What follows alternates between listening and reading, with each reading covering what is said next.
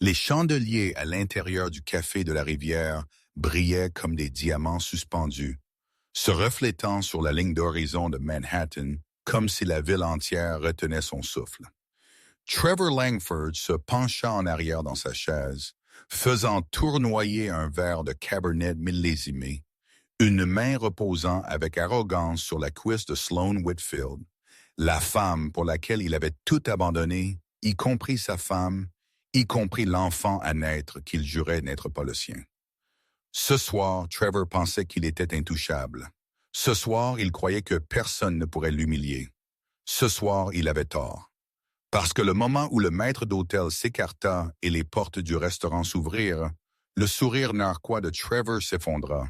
Là elle était, Madison Rowe, son ex-femme, 6 mois enceinte, et elle n'était pas seule. Marchant à côté d'elle était Damon Sterling, le PDG le plus craint, le plus respecté de toute Wall Street. Grand, impeccablement habillé, pourtant le genre de pouvoir tranquille qui faisait que tout autre exécutif rapetissait. Le restaurant entier se déplaça, des murmures tranchant l'air. Même le violoniste manqua une note, mais Trevor, il se figea complètement. Son verre trembla dans sa main. Le sourire de Sloane vacilla alors qu'elle suivait son regard et vit la femme qu'ils avaient passé des mois à essayer d'effacer. Madison ne sia pas. Pas cette fois. Pas après tout. Sa robe de maternité noire encadrait sa petite silhouette, élégante et discrète. Sa main reposait légèrement sur son ventre, la courbe subtile que Trevor avait jadis raillée. Mais ce soir, sous les lumières chaudes du restaurant, cela la fit rayonner. Damien se pencha près, la guidant en avant alors que toutes les têtes se tournaient. Sa présence seule disait une chose. Madison n'était plus seule, plus faible, plus la femme que Trevor pouvait écraser. Le rythme cardiaque accéléré de Trevor tonna plus fort que la musique d'ambiance. Son empire, ses mensonges, sa réputation soigneusement bâtie, se sentirent soudainement minces comme du papier. Et quand les yeux de Madison rencontrèrent finalement les siens de l'autre bout de la pièce, il sut que son cauchemar venait de commencer et elle n'avait même pas encore ouvert la bouche. Avant la nuit où elle entra dans le café de la rivière avec Damon Sterling à ses côtés, Madison Rowe avait vécu une vie que la plupart des gens n'avaient jamais remarquée. Une vie de souffrance tranquille, de dignité meurtrie et de bataille qu'elle menait seule. Juste 1 an plus tôt, elle avait été la femme qui glissait silencieusement dans son bureau de Midtown chaque matin, serrant un cabas en cuir usé et une tasse Starbucks tiède parce qu'elle ne pouvait pas se permettre d'autres frais de retard sur sa carte de crédit. Elle n'était pas glamour, elle n'était pas audacieuse. Elle était simplement travailleuse. Et c'était exactement pourquoi Trevor la ciblait. À l'époque, Trevor Langford avait semblé intouchable. Costume élégant, stylo Montblanc, Mercedes Classe S, le type d'homme qui claquait des doigts et regardait des départements entiers changer. Quand il prêta attention à Madison pour la première fois, elle prit la manipulation pour de l'affection. Il la fit se sentir choisie, nécessaire, protégée. La vérité était bien plus sombre. Trevor ne la choisit pas parce qu'il l'aimait. Il la choisit parce qu'elle était facile à contrôler. Leur mariage commença à se fissurer bien avant qu'elle ne le réalise. Le premier drapeau rouge était subtil. Trevor insistant pour qu'elle s'occupe des tâches ménagères même si elle travaillait à temps plein. Puis vint la manipulation mentale. Il disparaissait des réunions, revenait sentant un parfum inconnu et l'accusait d'être insécure. Le coup final vint quand elle lui dit qu'elle était enceinte. Au lieu de la joie, Trevor offrit de la suspicion. « Es-tu sûr que c'est le mien? » Cette phrase fractura son cœur d'une manière qu'aucune trahison n'avait jamais fait. 1 semaine plus tard, Trevor déposa une plainte auprès des RH, affirmant que Madison avait une instabilité émotionnelle due aux hormones de grossesse, la poussant hors du travail qu'elle avait mis 5 ans à construire. Assurance partie, revenu parti, réputation endommagée. Et pourtant, la vie n'avait pas fini de la tester. Son jeune frère, Ethan, né avec un trouble neurologique, nécessitait de nouveaux traitements médicaux. Les factures s'accumulaient. Madison se retrouva travaillant à temps partiel dans une minuscule bibliothèque du Queens, rangeant des livres tout en essayant de ne pas s'évanouir d'épuisement. Les suites étaient les pires. Pleurant tranquillement sur un vieux futon, faisant défiler des annonces d'appartements qu'elle ne pouvait pas se permettre, murmurant des excuses au bébé qu'elle craignait de ne pas pouvoir protéger. Elle cacha tout cela à ses collègues, à ses voisins, même à elle-même. Mais l'univers a une étrange manière d'apporter de la lumière dans les coins sombres. La première étincelle de cette lumière fut l'homme qu'elle ne savait pas qui changerait tout. Bien avant que Trevor Langford ne devienne le PDG qui arpentait Wall Street avec une Rolex scintillant sous des manches ajustées, il avait appris une leçon à la dure. Le pouvoir était la seule chose que les gens respectaient. Il grandit dans une maison de ville délabrée du New Jersey, élevé par un père qui était parti et une mère qui utilisait l'amertume comme une arme. Elle lui rappelait quotidiennement que les hommes étaient des déceptions, que l'amour était une responsabilité et que la confiance était pour les sots. Trevor absorba tout cela. Il se promit qu'il ne serait jamais le faible. À ses 25 ans, Trevor s'était frayé un chemin dans le monde de la finance. Stage, connexion, faveur, n'importe quoi pour mettre un pied à l'étrier. Il n'était pas l'analyste le plus intelligent de la pièce, mais il était le plus impitoyable. Il vola le crédit, manipula des coéquipiers, chuchota des mensonges dans les salles de conseil. Pas à pas, trahison par trahison, il grimpa plus haut. Et puis il rencontra Madison. Au début, il la vit comme un soulagement du masque épuisant qu'il portait chaque jour. Elle était douce, loyale, indulgente, des qualités qu'il interpréta comme des faiblesses qu'il pouvait modeler. Il aimait comment elle croyait en lui, comment elle le défendait, comment ses yeux s'adoucissaient même quand il craquait. Il aimait le pouvoir d'être adoré sans question. Mais l'admiration devint suffocante quand vous craignez que quelqu'un ne voie trop. Alors que Madison devenait plus capable au travail, Trevor se sentit plus menacé. Il ne pouvait pas la laisser être plus respectée, plus brillante, plus valorisée que lui.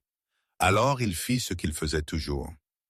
Il s'attribua le mérite de ses idées, minimisa ses succès, plaisanta qu'elle était mignonne quand elle s'efforçait trop. Cela fonctionna un temps jusqu'à ce qu'elle tombe enceinte. Cela le terrifia plus que tout risque commercial. Un enfant signifiait la responsabilité, la vulnérabilité. Quelqu'un comptant sur lui comme il avait jadis compté sur un père qui ne rentra jamais à la maison. Trevor ne voulait pas que l'histoire se répète. Alors, il prit une décision. La pousser dehors avant qu'elle ne puisse ruiner l'empire parfait qu'il construisait. Il convainquit les RH qu'elle était instable, chuchota des rumeurs qu'elle avait saboté les données de l'entreprise et s'assura qu'elle parte avec rien d'autre qu'une boîte en carton et un cœur brisé. Pour Trevor, ce n'était pas de la cruauté, c'était de la stratégie. Ce qu'il ne savait pas était que la stratégie qu'il utilisa pour détruire Madison était la même qui le détruirait un jour. Si Trevor Langford était un homme bâti d'ambition, Sloane Whitfield était une femme sculptée de pure faim, pas faim d'amour, de respect ou de stabilité. Non, Sloane convoitait l'élévation. Elle voulait s'élever peu importe sur qui elle marchait pendant l'ascension. Dans une ville comme New York, l'ambition venait sous de nombreuses formes. La sienne vint enveloppée d'une peau impeccable, de cheveux parfaitement coiffés et d'une garde-robe sélectionnée pour attirer l'homme le plus riche de n'importe quelle pièce. Elle grandit à Dallas dans une maison de banlieue où les apparences étaient tout. Sa mère lui apprit à sourire à travers l'inconfort.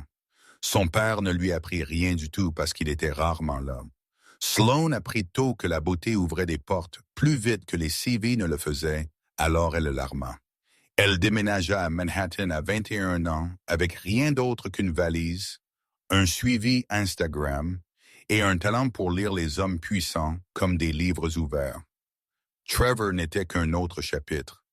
La première fois qu'elle le rencontra à un gala de charité, elle sut instantanément qu'il était marié. Sa bague encore fraîchement polie, son sourire cassant. Les hommes mariés étaient les cibles les plus faciles. Ils étaient ennuyés, désireux de validation, désespéré de se sentir jeune, et choisi à nouveau. Trevor ne fit pas d'exception. En quelques semaines, elle l'avait tellement enroulé autour de son doigt qu'il ne remarqua pas qu'elle avait discrètement pris le contrôle de sa vie. Mais Sloane ne tomba jamais amoureuse de son charme. Elle tomba amoureuse de son pouvoir. Elle aimait les dîners d'affaires dans des restaurants étoilés Michelin, les cadeaux de créateurs, les suites d'hôtels de luxe avec des vues panoramiques sur la ligne d'horizon. Elle aimait la façon dont les gens la regardaient quand elle marchait à côté de lui dans des robes de soie qui scintillaient sous les lumières des chandeliers. Et elle aimait surtout les secrets que Trevor lui chuchotait à l'oreille. Secrets sur l'entreprise, sur les investisseurs, sur Madison. Chaque information était un pas de plus sur son échelle. La seule chose qu'elle n'attendait pas était la grossesse. Pas la sienne, celle de Madison. Cela changea tout. L'enfant à naître de Madison n'était pas seulement un inconvénient. C'était une menace pour l'avenir de Sloane, une menace pour sa place dans le monde de Trevor, une menace pour le style de vie qu'elle avait combattu bec et ongle pour sécuriser. Alors, elle doubla d'efforts, alimenta des rumeurs, forgea des alliances, même planta des doutes dans l'esprit de Trevor jusqu'à ce qu'il croie que le bébé n'était pas le sien. Et alors qu'elle était assise en face de lui au café de la rivière cette nuit-là, elle pensait avoir gagné. Mais au moment où Madison entra avec Damian Sterling, Sloane sentit la première fissure traverser son monde parfait. Damian Sterling n'était pas le genre d'homme qui remarquait les gens facilement. Il vivait au-dessus du bruit. Réunions en penthouse, salle de conseil tapissée de verre, appel de minuit avec l'Europe. Une vie équilibrée entre pouvoir et isolement. Mais la première fois qu'il remarqua Madison Rowe, elle ne sortait pas d'une voiture de luxe ou ne présentait pas à un sommet d'entreprise. Elle était assise seule dans un coin tranquille d'un café de Pierre XVII. Ordinateur portable fissuré près des charnières, doigts tremblants alors qu'elle tapait des formules dans un tableur.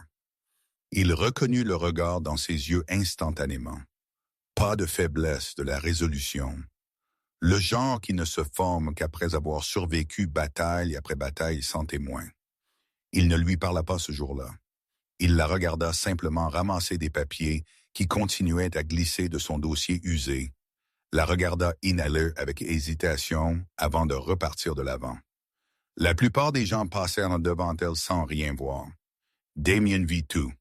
Des mois plus tard, quand il découvrit que la firme de Trevor Langford bâtissait tout son modèle de prévision sur un algorithme mystérieux sans design accrédité, il ne fut pas surpris. Il connaissait Trevor, il connaissait le type. Des hommes comme lui volaient tout ce qui brillait plus fort qu'eux. La suspicion de Damien se transforma en certitude au moment où il compara le style de l'algorithme au gribouillis qu'il se souvenait avoir vu sur la table de Madison ce jour-là. C'était le sien sans aucun doute. Il n'intervint pas. Pas encore. Damian Sterling ne bougeait jamais sans calculer l'impact 3 pas en avance. Mais il regarda. Il rassembla des preuves. Et plus il découvrait sur le licenciement de Madison, la plainte au RH, les rumeurs que Trevor répandait, plus quelque chose de piquant et d'inconnu se tordit dans sa poitrine. La colère. Pas le genre froid qu'il ressentait pendant les négociations. C'était personnel. Cela faisait des années qu'il n'avait rien ressenti de personnel. Mais le destin a une manière de croiser les chemins quand les deux âmes sont prêtes. 2 semaines avant la nuit au café de la rivière, Damien entra dans la petite bibliothèque du Queens pour rendre un livre sur l'économie comportementale. Il ne s'attendait pas à voir Madison derrière le comptoir, les cheveux attachés en queue de cheval basse, une main reposant protectrice sur son ventre de femme enceinte, alors qu'elle remerciait une femme âgée pour un don. Elle avait l'air épuisée, elle avait l'air forte, elle ne ressemblait en rien à la femme brisée que Trevor l'avait peinte. Il s'approcha de son bureau. Elle leva les yeux. Leurs yeux se rencontrèrent à nouveau, cette fois assez longtemps pour que quelque chose s'installe entre eux. Damian Sterling sut alors qu'il n'allait pas seulement l'aider. Il allait tout changer. Le café de la rivière était le genre d'endroit dont les gens chuchotaient, où les propositions se faisaient sous des lumières féeriques et des partenariats de milliards de dollars étaient scellés sur du lin pressé à la main. Mais cette nuit-là, l'air se sentait différent. Lourd, électrique, chargé d'une attention qui fit même le personnel de service se déplacer plus prudemment, comme s'il marchait autour de lignes de faille invisibles. Trevor Langford ne remarqua rien de tout cela. Il était trop occupé à performer, riant trop fort, tenant la taille de Sloane comme si elle était un trophée, se vantant du fonds d'expansion qu'il prévoyait de sécuriser. Il n'avait aucune idée que le destin marchait déjà vers lui en talons noirs. Madison entra dans l'embrasure de la porte, main instinctivement placée sur son ventre, alors que Damien Sterling la guidait en avant avec une présence calme et protectrice. Le maître d'hôtel se raidit. Il reconnut Damien instantanément, mais ce fut Trevor qui réagit comme si quelqu'un lui avait arraché le sol de sous les pieds. Sa fourchette frappa la table avec un cliquetis. Sloane suivit son regard et pâlit. Les murmures du restaurant devinrent plus forts. C'est Madison Rowe. N'était-elle pas sa femme? Regarde, elle est sainte, n'est-ce que pas Damien Sterling avec elle?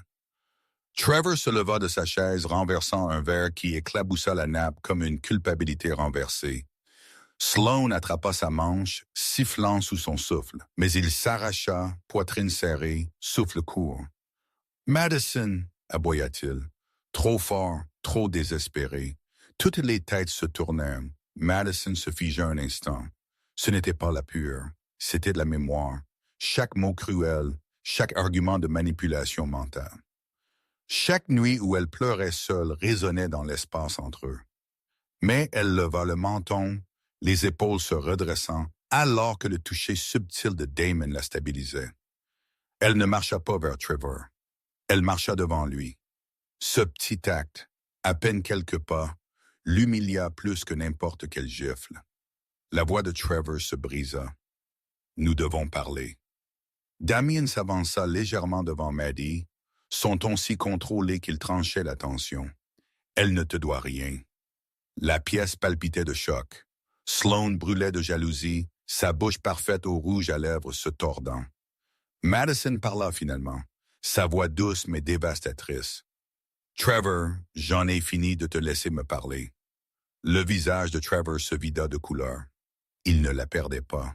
Il l'avait déjà perdue. Ce qu'il perdait maintenant était bien pire.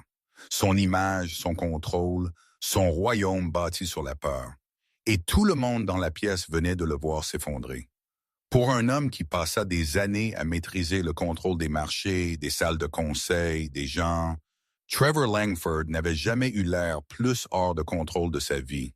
Sa mâchoire serrée, poitrine haletante, yeux passant de Madison à Damien comme un prédateur acculé. La lumière chaude des bougies du restaurant se sentit soudain comme un projecteur, exposant chaque insécurité qu'il avait enterrée sous des costumes de designer et un ego gonflé. Il essaya de retrouver son calme, redressant sa veste, forçant un sourire qui vacillait sur les bords. « Maddie, dit-il, la voix tombant à un murmure blessé, « tu ne peux pas juste te montrer comme ça. » Madison ne le regarda même pas. « Je ne me suis pas montré pour toi. » Les mots frappèrent en plus fort qu'une main n'aurait jamais pu. Le regard de Damien resta fixé sur Trevor, stable, inébranlable. La manière dont un négociateur chevronné observe un homme qui est sur le point de tout perdre. Trevor détestait ce regard.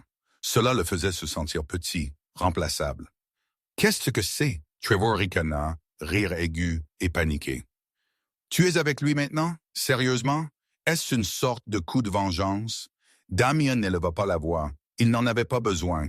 Tu assumes que les choix de Mathieu tournent autour de toi? C'est ta première erreur. Les ongles de Sloane s'enfoncèrent dans le bras de Trevor. « Trevor, assieds-toi. » Tu fais une scène. Mais Trevor ne put s'asseoir.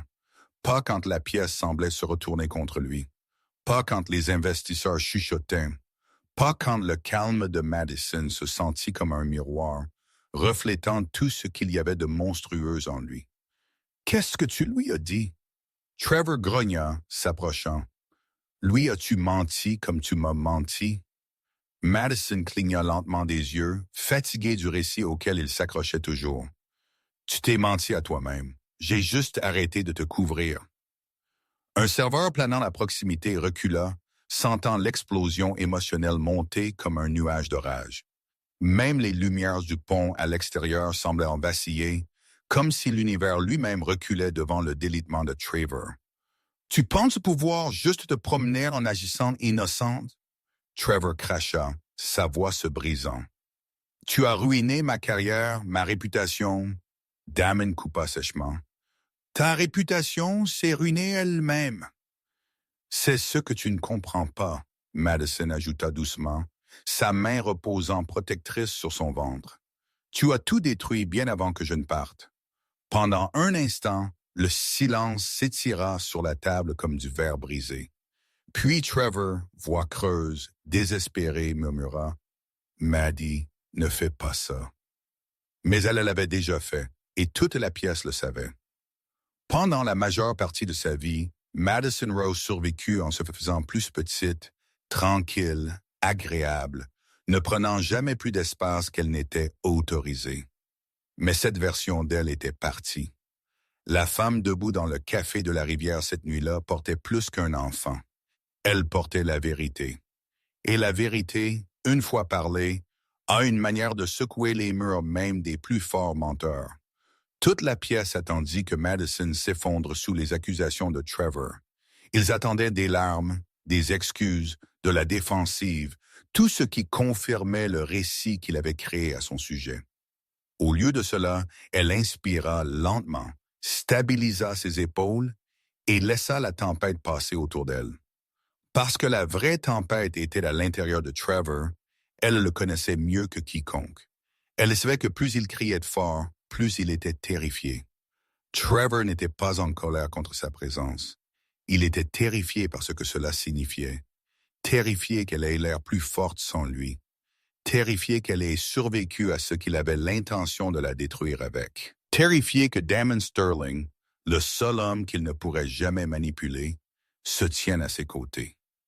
Les doigts de Madison effleurèrent le bord de la table alors qu'elle passait, se posant. « Trevor, dit-elle doucement, tu n'as plus le droit de me définir. » Les mots ne tremblèrent pas, ils ne plaidèrent pas, ils existaient simplement, sans excuse et ferme. Le visage de Trevor se crispa, la confusion vacillait là où l'arrogance vivait autrefois. « Depuis quand me parles-tu comme ça? » « Depuis que tu as cessé de mériter la gentillesse, » Madison répondit, son ton doux mais dévastateur. Sloane ricana. « S'il te plaît, tu agis comme une sainte. Tu l'as quitté. » Madison tourna la tête, sa voix presque tendre. « Non, Sloane, je suis parti de ce qui me tuait. » Sloane vacilla, prise au dépourvu par la clarté dans les yeux de Madison. Damon s'approcha, ne touchant pas Madison, mais se tenant assez près pour faire une déclaration. « Elle n'a pas besoin de se défendre devant l'un ou l'autre de vous, » dit-il, froid et affûté comme une lame de rasoir. Les narines de Trevor se dilatèrent. « Tu penses pouvoir intervenir et la réparer? » Madison répondit avant que Damien ne puisse. « Je n'avais pas besoin d'être réparé. J'avais besoin de liberté. » Un murmure balaya la foule. Même les lumières du pont de Brooklyn semblèrent scintiller plus fort, comme si l'univers acquiesçait d'approbation. Trevor ouvrit la bouche pour cracher une autre accusation, mais la dynamique du pouvoir avait changé. Tout le monde pouvait le sentir. Madison n'était pas la femme fragile qu'il avait jetée. Elle était celle qui sortait du feu, intacte. Si Trevor se délitait, Sloane Whitfield détonnait. Rien ne la terrifiait plus que de perdre le contrôle d'une pièce. Surtout une pièce remplie de PDG, d'investisseurs et d'élites de la société dont elle se nourrissait de l'attention comme de l'oxygène. Et en ce moment, chacun d'eux fixait Madison. Pas Sloane, pas sa robe chère, pas sa vie parfaitement orchestrée. À Madison, la femme qu'elle avait tant travaillé à effacer. Les doigts de Sloane se serrèrent autour du pied de son verre de vin alors qu'elle se penchait en avant. Voix dégoulinante de poison déguisé en douceur. « Tu sais, Madison, » ronronna-t-elle assez fort pour que toute la sélection l'entende. La plupart des femmes auraient une certaine honte à se montrer comme ça, traînant ta grossesse comme une carte de sympathie. Quelques convives altèrent. Trevor serait dit, Même lui n'était pas prêt pour que la cruauté de Sloan aille si loin. L'expression de Damien ne changea pas, mais l'air autour de lui le fit, aiguisé, dangereux. Madison resta calme, ses yeux stables, une main reposant légèrement sur son ventre comme si elle protégeait son enfant du venin de Sloan. Sloan n'avait pas fini. Je veux dire, continua-t-elle, riant doucement, tu ne peux pas vraiment blâmer Trevor d'être passé à autre chose, n'est-ce pas? Regarde-toi, enceinte, sans emploi, émotive. Honnêtement, tu devrais être reconnaissante qu'il t'ait jamais accordé de l'attention en premier lieu. La pièce tomba dans un silence stupéfait assez épais pour s'étouffer. Alors Damien bougea. Il n'éleva pas la voix. Il n'en avait pas besoin. Sloan, dit-il, chaque syllabe précise, il y a quelque chose que tu devrais comprendre. Elle se tourna vers lui, tentant un sourire narquois de flirt. Un instinct qu'elle regretterait. Tu vois cet algorithme sur lequel Trevor a bâti tout son fonds d'expansion? Demanda Damon calmement. Sloan cligna des yeux. Quoi à ce sujet? Ce n'était pas le sien. Le regard de Damien glissa vers Madison, qui se tenait tranquillement à ses côtés. C'était le sien. Une onde traversa le restaurant. Murmure, souffle stupéfait, le son d'une réputation commençant à s'effondrer. Le sourire de Sloan se fissura. C'est ridicule. Trevor ne ferait jamais. Il l'a déjà fait, répondit Damon. Et la preuve est assise dans ses propres dossiers d'entreprise. Le visage de Trevor se vida de couleur. Sloan se tourna vers lui, la voix tremblante. Tu as volé son travail et tu ne me l'as pas dit. Le changement fut instantané. Soudainement, Sloan n'attaquait plus Madison. Elle attaquait Trevor. As-tu la moindre idée de ce que cela fait à mon image? Claqua-t-elle. À nous? Trevor tressaillit, réalisant trop tard que Sloan ne restait loyal aussi longtemps que le luxe le faisait. Et ce soir, Madison venait de tirer le premier fil qui défrait toute leur façade. Pendant des années, Trevor Langford crut que son plus grand talent était de gagner. Gagner des contrats, gagner des clients, gagner des gens avec un charme qui semblait poli, mais était pourri en dessous. Mais au café de la rivière cette nuit-là, alors que la vérité sur l'algorithme de Madison traversait la pièce comme un fil sous tension, Trevor sentit quelque chose qu'il n'avait pas ressenti depuis des années. La peur. Une vraie peur. Le genre qui vous coupe le souffle des poumons et vous laisse debout sous un projecteur auquel vous ne pouvez échapper. À la table aux côtés d'eux était assis Charles Remington, le capital risqueur que Trevor avait courtisé pendant des mois. Un homme dont la signature pourrait lancer le fonds d'expansion de Trevor dans la stratosphère. Trevor avait tout orchestré, réservé la meilleure table d'angle, arrangé le timing, même choisi la robe de Sloan pour compléter l'éclairage. Tout était parfait jusqu'à ce que Madison entre. Charles se pencha en arrière dans sa chaise maintenant, regardant Trevor avec le détachement froid d'un homme réévaluant un investissement. « Est-ce que ce que Sterling a dit est vrai? » demanda-t-il calmement, tapotant le bord de son stylo Montblanc contre la nappe. Trevor déglutit difficilement. « C'est un malentendu. Elle n'était pas stable. » Damien le coupa. Son licenciement était une dissimulation. Tu savais que son travail était meilleur que le tien, alors tu l'as enterré. Charles haussa un sourcil. Et tu as basé tout ton fonds sur de la propriété intellectuelle volée. La bouche de Trevor s'ouvrit, mais aucun son ne sortit. Sloan ne le sauva pas. Elle était trop occupée à calculer à quelle vitesse elle pourrait se distancer avant que les retombées ne brûlent sa prochaine opportunité. De l'autre côté de la pièce, une journaliste d'un magazine financier sortit discrètement son téléphone. Trevor remarqua et la panique le traversa. « Charles, dit-il, forçant un sourire qui se fendit sous la pression. « N'écoute pas ça. Sterling exagère. Il a une vendetta. Damien ne s'y a pas. Je n'ai pas besoin d'une vendetta. J'ai de la documentation. » Charles posa son stylo avec un doux clic, le son plus final qu'une porte claquée. « Alors je retire mon offre. Langford Capital n'est plus un partenaire sûr. » Trevor agrippa la chaise pour se stabiliser. Cela arrivait. L'accord sur lequel il avait bâti son avenir. Parti. La réputation qu'il avait cultivée, craquant, le contrôle dont il dépendait, glissant entre ses doigts comme du vin renversé. Madison regarda silencieusement, son expression illisible. Elle ne sourit pas. Elle ne jubila pas. Elle fut simplement témoin des conséquences se déroulant exactement comme le destin l'avait voulu. Trevor murmura presque à lui-même. Cela ne peut pas arriver. Mais c'était le cas et cela venait juste de commencer. Au moment où Charles Remington retira l'accord, le restaurant entier sembla basculer. Les conversations s'arrêtèrent, l'argenterie se figea. Trevor ravala sa fierté comme du verre brisé, tandis que l'expression de Sloane s'aigrissait en quelque chose d'aiguisé et de calculateur. Mais Madison, elle sentit quelque chose de bien plus dangereux que la satisfaction. Son corps bougea. Une vague de douleur ondula sur son abdomen, subtile mais unmistakable. Elle inspira brusquement, se stabilisant sur le dossier d'une chaise.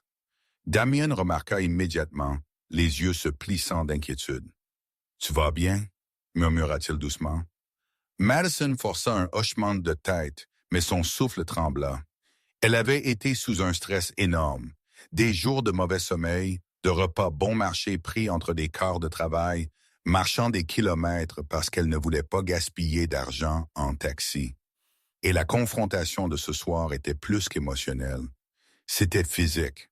L'adrénaline, la tension, tout se resserrait dans elle comme un avertissement. Trevor, pour une fois, remarqua réellement. « Qu'est-ce qui ne va pas avec toi? » demanda-t-il, voix teintée d'irritation au lieu de soin. Damien s'avança, l'instinct protecteur s'enflammant. « Elle a mal. Recule, Trevor. » Mais Trevor ne bougea pas. Il ne bougeait jamais à moins que cela ne lui bénéficie. La douleur. Oh, on y va. Une autre performance dramatique. Tu exagères toujours. Madison tressaillit. Cette petite réaction.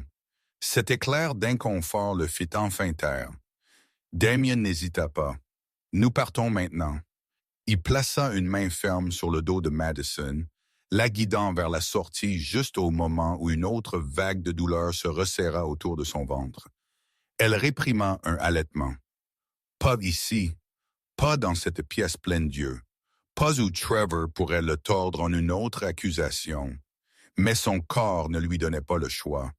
Trevor les suivit de quelques pas, la panique vacillant sous l'arrogance. Madison. Maddie, attends. Qu'est-ce qui se passe? Est-ce le bébé? Sa voix se brisa sur le mot bébé. Comme si la réalité de ce qu'il niait était enfin en train de s'accrocher à sa poitrine. Madison ne le regarda pas. Elle pouvait à peine respirer. Le maître d'hôtel se précipita pour ouvrir la porte. L'air froid de la nuit entra, la frappant comme une vague déferlante de clarté et de terreur. Damien glissa un bras autour de ses épaules. Hôpital maintenant. Le monde se brouilla alors qu'il marchait sur le chemin pavé devant le café de la rivière. Les lumières du pont de Brooklyn s'éteignaient à travers ses larmes. Elle ne pensait pas à Trevor ou à la vengeance ou à l'humiliation. Une seule pensée résonnait dans son esprit. « S'il te plaît, pas mon bébé. » Le vent froid de la nuit enveloppa Madison comme un avertissement alors que Damien la guidait le long des marches vers son SUV noir en attente. Chaque souffle se sentait plus serré, plus aiguisé, comme si son corps se battait pour rester debout. Damien ouvrit la porte arrière, l'aidant à s'installer sur le siège, ses mouvements calmes, mais urgents. Sa voix était stable, basse. « Tu es en sécurité. Je te tiens. » Mais avant qu'il ne puisse entrer, Trevor apparut, essoufflé, secoué, l'arrogance performative effacée de son visage. Pour la première fois depuis des années, il avait l'air humain, effrayé même. « Maddie a atteint, dit-il, la voix se brisant. « Est-ce le bébé? » « Dieu, dis-moi juste ce qui se passe. » Damien bloqua son chemin. « Tu n'aides pas. » Les yeux de Trevor passèrent de l'un à l'autre. Sa panique désordonnée et brute. « Elle est toujours ma femme. »« Ex-femme? » Damien corrigea sèchement. « Et tu as perdu le droit d'être impliqué au moment où tu l'as abandonnée. » Trevor l'ignora, se penchant en avant pour regarder Madison sur le siège arrière.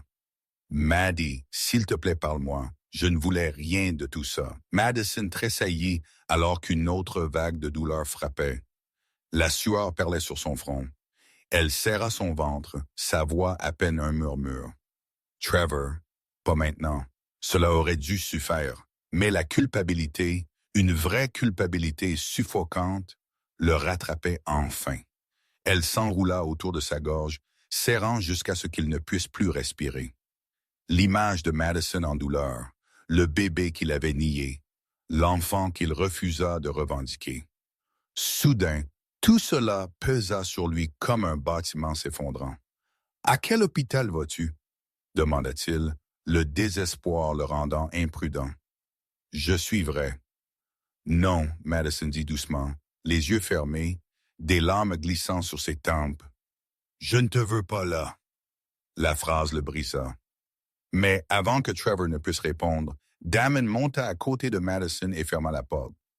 Le SUV démarra, les pneus crissant sur les pavés, alors que Trevor se tenait impuissant dans la lueur des lumières du pont.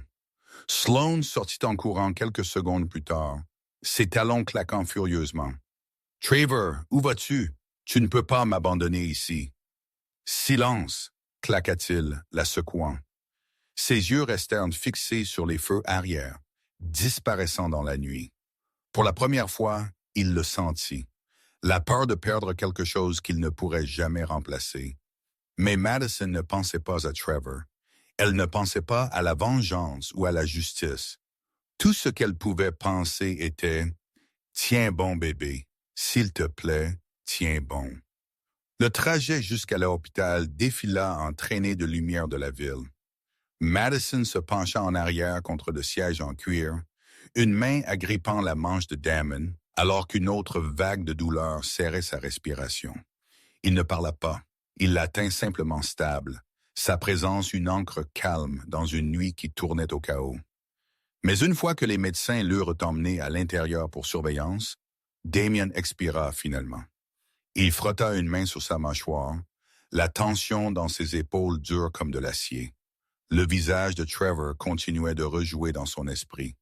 La panique, la culpabilité, le désespoir, et chaque image aiguisa la détermination de Damon. Il attendit dans le calme du couloir d'hôpital faiblement éclairé jusqu'à ce que le médecin sorte, lui assurant que Madison et le bébé étaient stables pour l'instant. Contraction induite par le stress, pas rare, mais dangereuse si ignorée.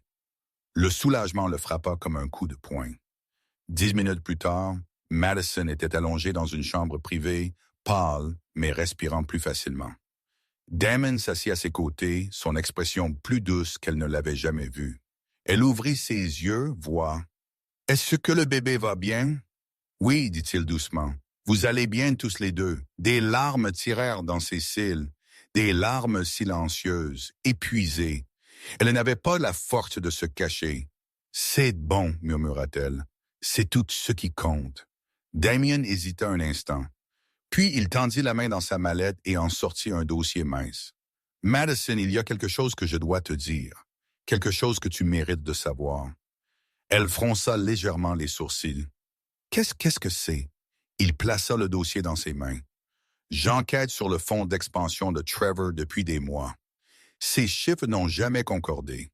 Et l'algorithme qu'il a utilisé, celui qu'il prétendait avoir développé lui-même. » Madison se figea, ses mains tremblèrent, avant même qu'elle n'ouvre le dossier. « C'était le mien, » murmura-t-elle, connaissant déjà la réponse. Damien hocha la tête, chaque ligne de code, chaque modèle, chaque projection.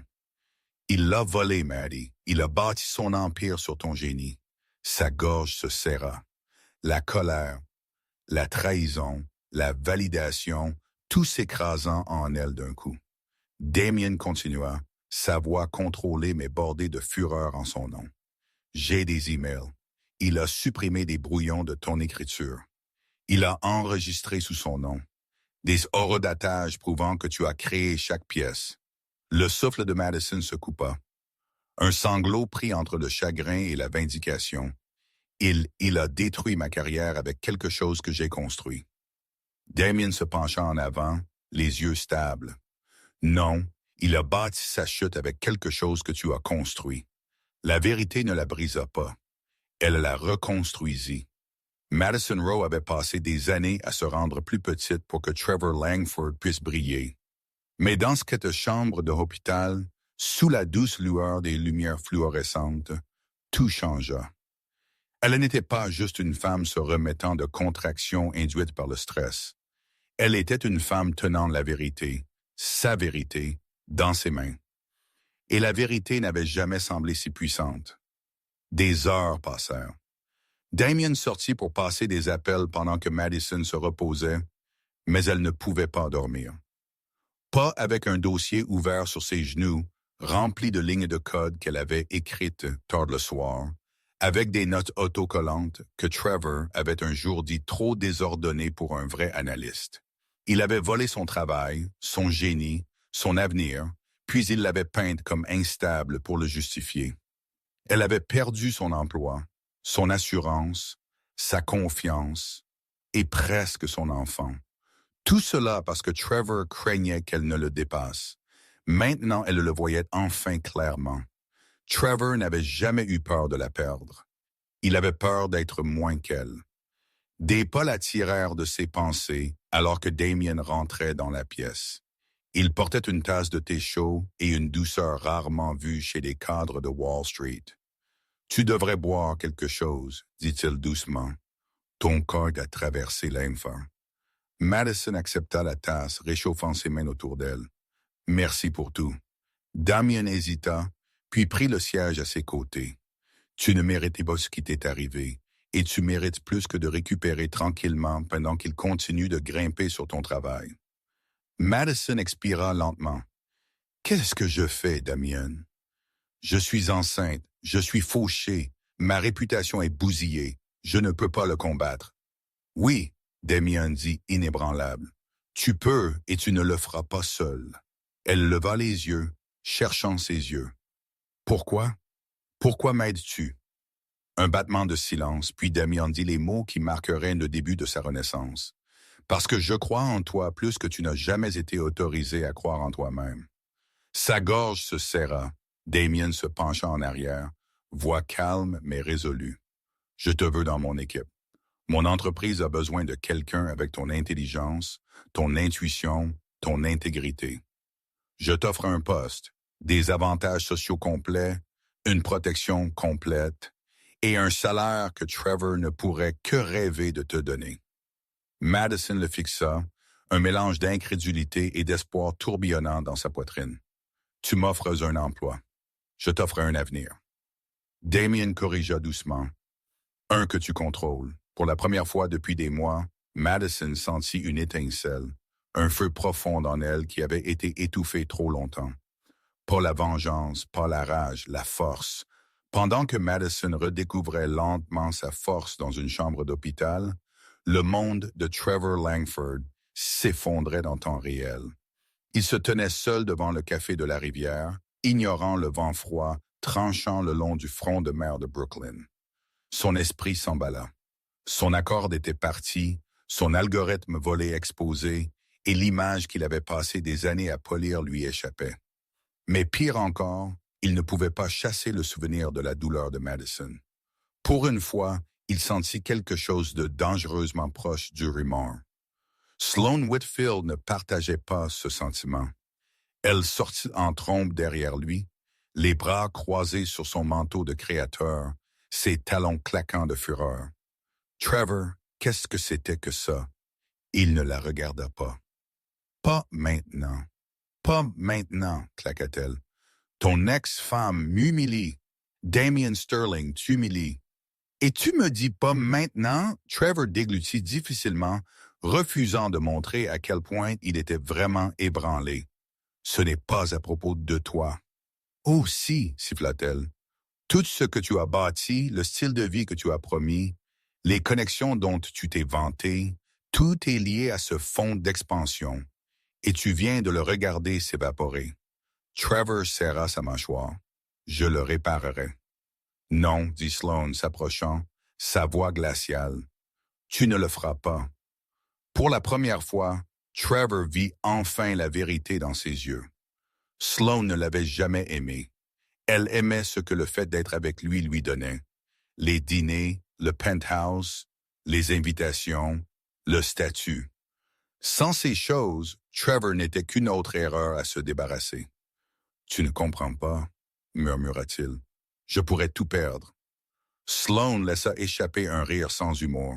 « Et pourquoi penses-tu que je coulerais avec toi? » Le souffle de Trevor se coupa. « Nous sommes une équipe.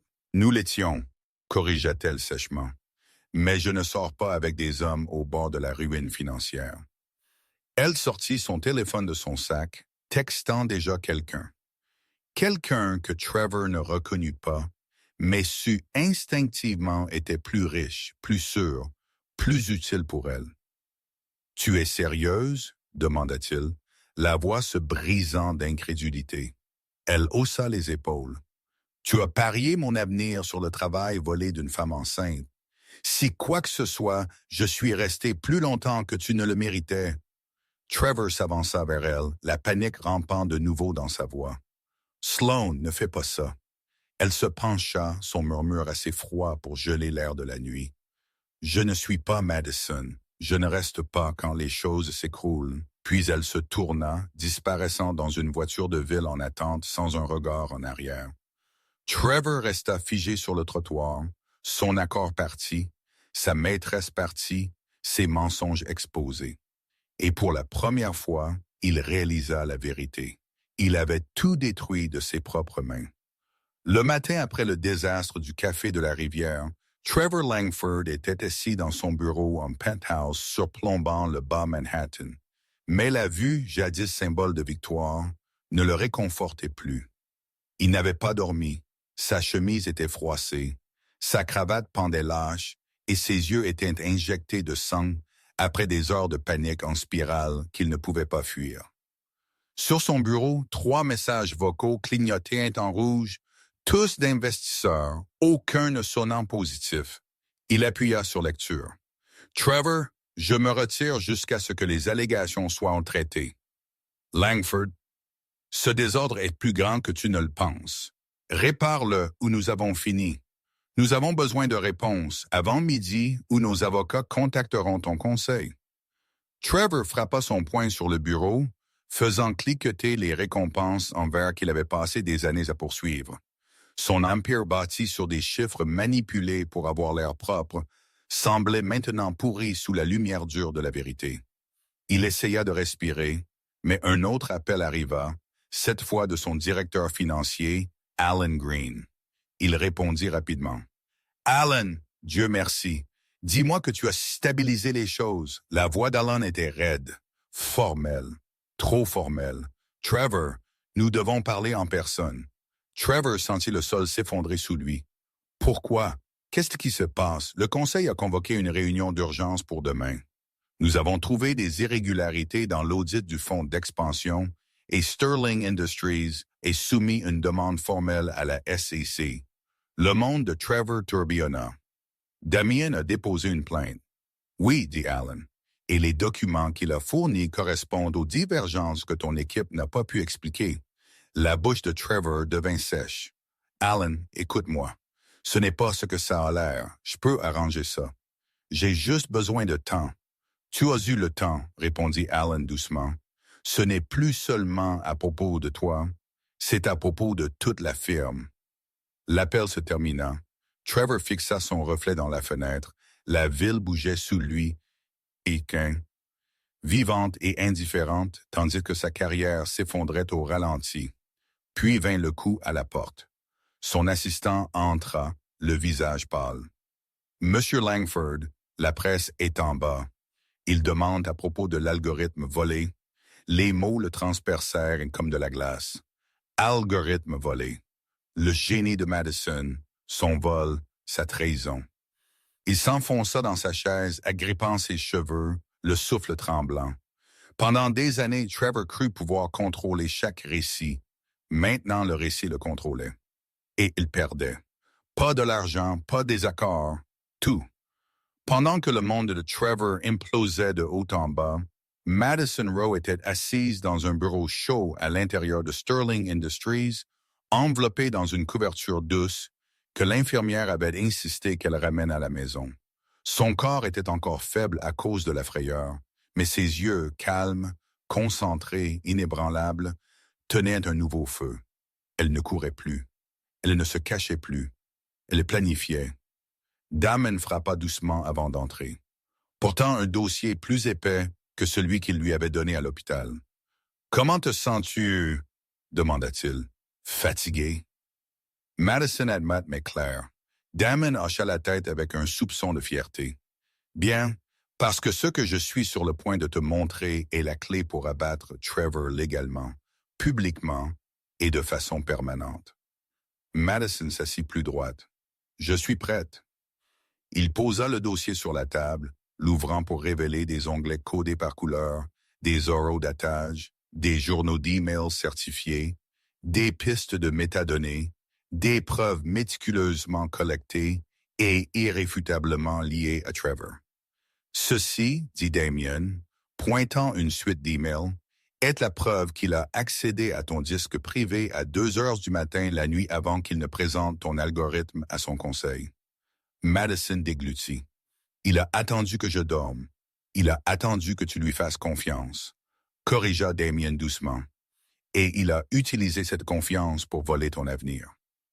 Le souffle de Madison trembla, mais elle ne détourna pas le regard. Damien continua. Nous déposons une plainte pour vol de propriété intellectuelle, une affaire de licenciement abusif et un rapport de dénonciation à la CCI.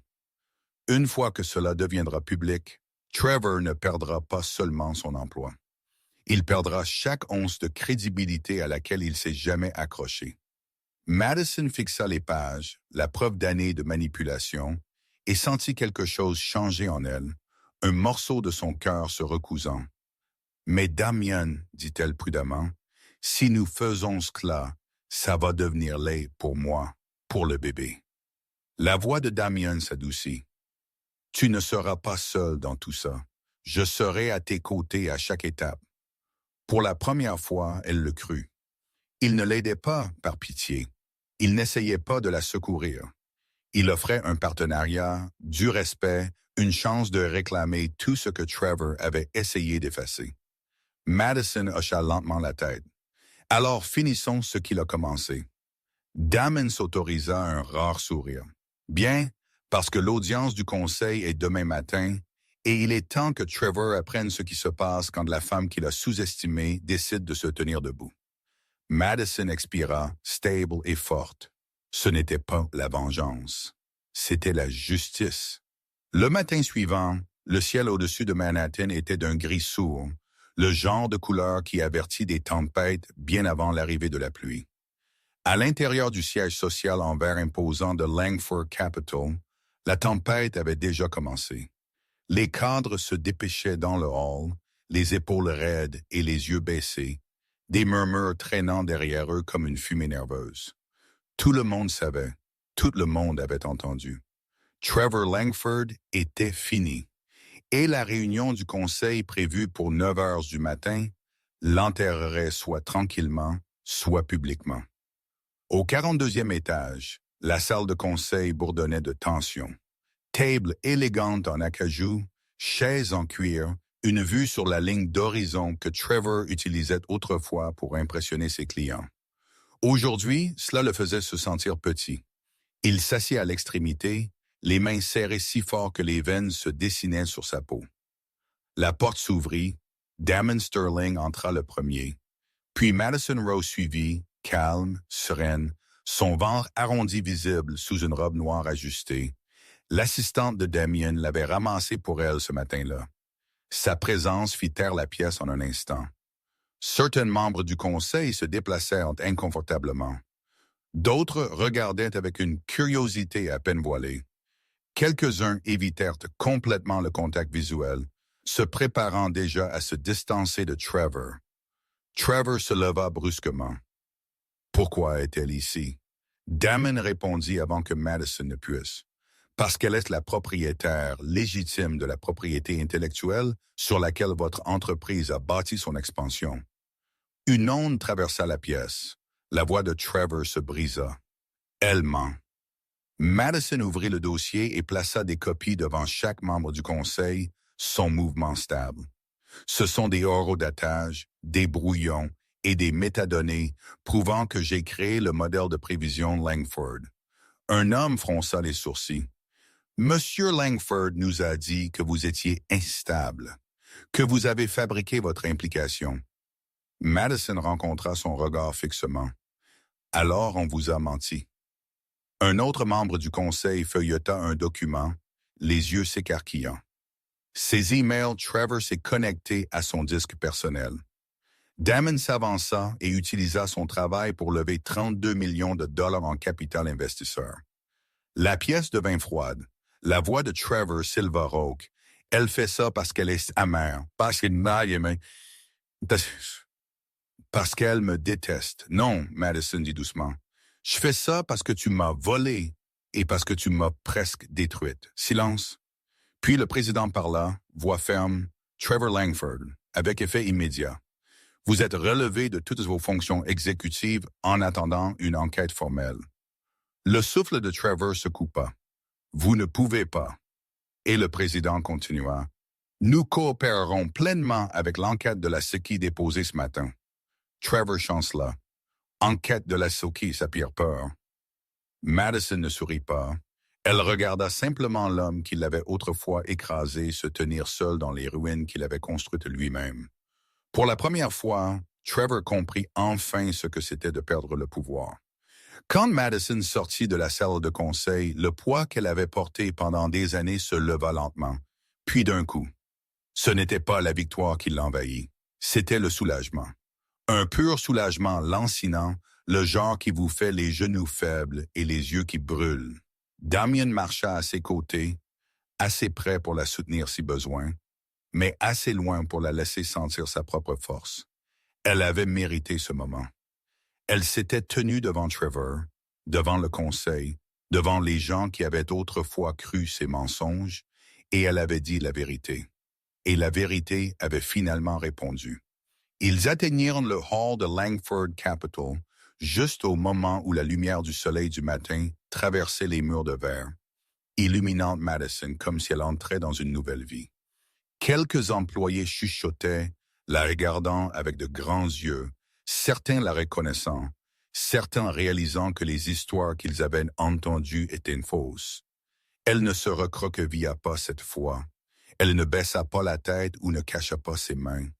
Elle marcha simplement, stable et confiante, mains reposant sur la vie en elle.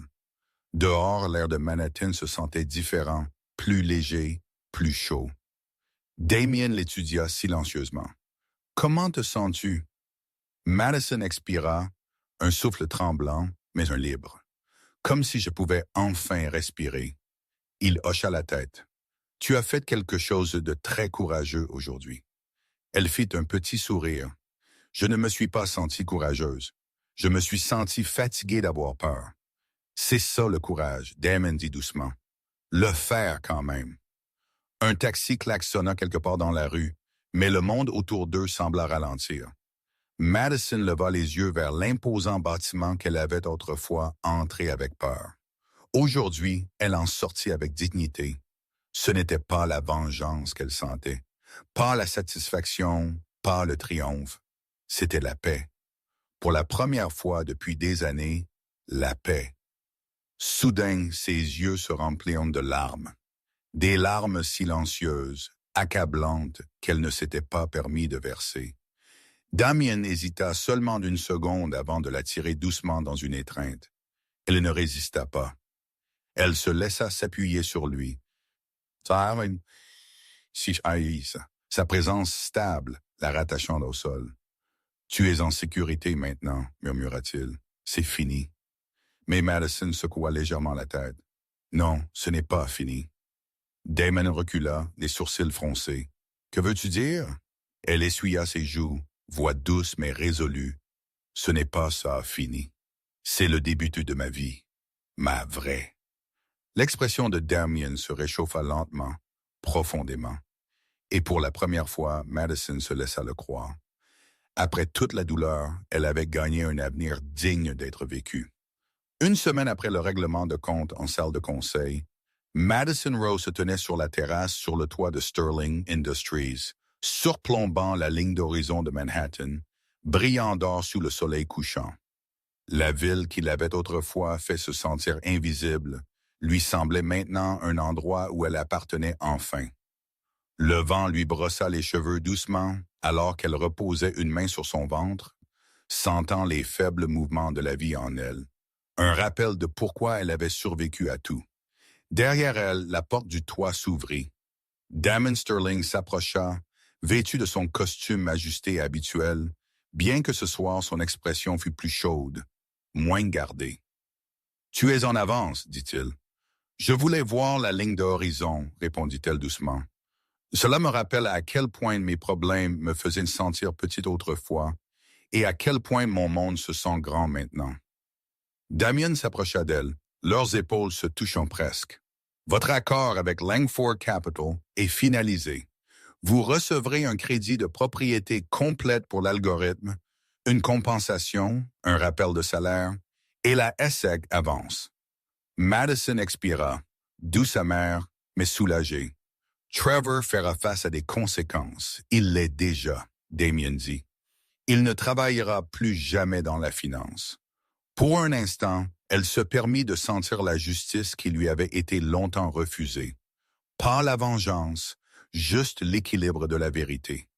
Puis elle se tourna vers Damien. « Merci pour tout. »« Tu as fait ça, dit-il. Je me suis seulement tenu à tes côtés. » Et elle sourit, le genre de sourire qui venait d'une force reconstruite, non empruntée. Pourtant, tu étais là quand personne d'autre ne l'était. Le silence s'installa entre eux, chaud et doux. Puis Damien s'éclaircit la gorge, hésitant de manière inhabituelle. « Madison, il y a autre chose. » Il tendit la main dans sa poche et en sortit une petite boîte en velours. Pas une bague, mais un bracelet délicat, en or avec un seul charme en forme de petite étoile. « Ce n'est pas une proposition. »« Pas encore, » ajouta-t-il avec un léger sourire. « C'est une invitation à une vie où tu n'as pas à tout porter seul. Avec moi, si tu veux bien de ça. » Le souffle de Madison se coupa. Des larmes s'accumulèrent dans ses yeux. Pas de douleur cette fois, mais de guérison.